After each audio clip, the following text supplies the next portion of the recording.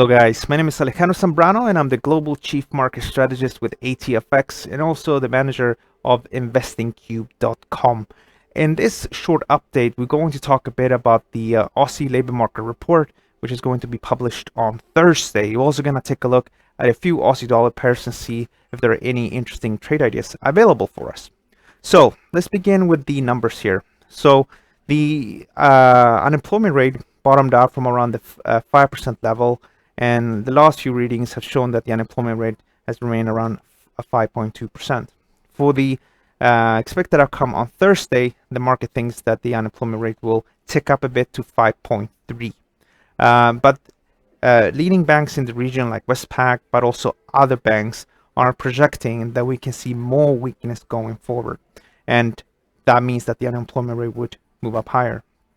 If that is the case and the unemployment numbers disappoint on Thursday, so you have a reading of 5.4, then that could potentially cause concern, especially for the Central Bank of Australia.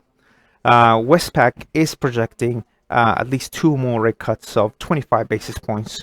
You see the interest rate right now in Australia is at 1%, and about the first quarter of 2020, and Westpac anticipates that the interest rate is going to be at 0.5%.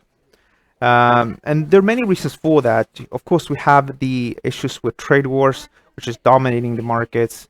We do have weakness in the Australian housing market, and we have inflation that is not particularly high in Australia. Now, if we take a look at the charts, this is the Australian dollar versus the USD, and it's obviously the predominant market that everybody looks like. And I'm using an Andrews pitchfork where you have the median line, and then you have 2 lines on top and 2 lines in the bottom. And you can see that this trend line has done a rather okay job to sort of guiding us price action wise over the last year or so. I used the reaction point from the October 2018 low to the December 2018 high to get these different levels. And a few weeks ago, in the beginning of August, the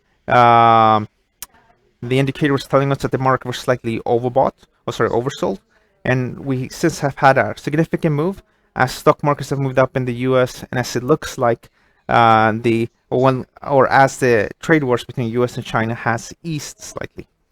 But if you look at this chart, it does suggest that maybe around 69.32 the Aussie dollar is time to be shorted. You can also see here in the RSI that it would indicate that the market would be oversold. So around that level, 69.30, I would start to turn bearish on this pair.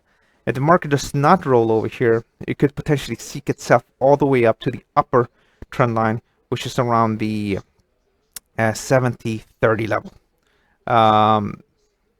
Using just one pair to make an analysis is usually not a good idea, but we can use other pairs as well. So this is another one which I like a lot, and this is the Australian dollar versus the Swiss franc.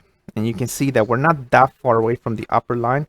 We also have an important high here, which could act like a stop. So here, shorting up here could potentially give us a very good risk to reward ratio, where you're looking at a potential risk to reward ratio of 6.41. You also have other things as well, like the Aussie dollar versus the Japanese yen, which again is starting to reach that blue line, and we could potentially trade a little bit higher. But as long as you trade below 7.645, I do think this market is probably going to move down, and here you're looking at potentially a 3 times risk reward ratio. There's also other pairs as well. Look at this.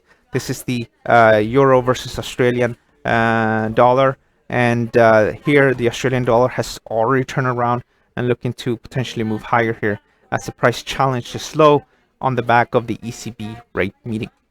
Let's see what happens over the next few days. I do think we can see potentially a bit more of Aussie dollar strength, but soon we'll start to be hitting those interesting levels, and it could potentially be linked up with the numbers coming out from Australia with the unemployment rate.